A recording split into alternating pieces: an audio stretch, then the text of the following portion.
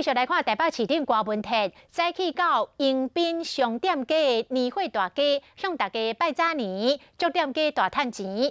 也毋过最近伊的人气跋落，多参这个前总统马英九嘛怀疑歌文特的政治能量是毋是会当延续到明年2020年咧？结果颠倒，互歌文特成功。马前总统啥物时阵变名喙咯？ 支持者赶紧我来甲歌市长握手。台北市歌文特一透早来到迎宾商店街年会大街，向大家拜早年。要过年啊，年会大街人非常多，歌市长一来客家满满满。新年快乐！新年恭喜哈！新年快乐！谢谢谢谢。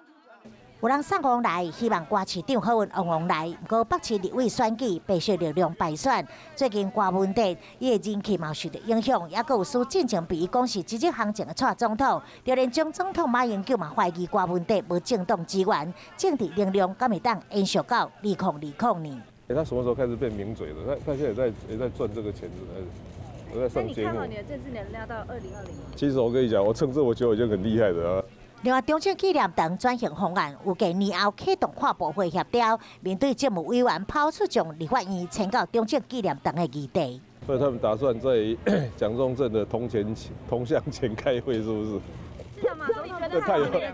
这太怎样？不是啊，这实在是太有创意了，实在是。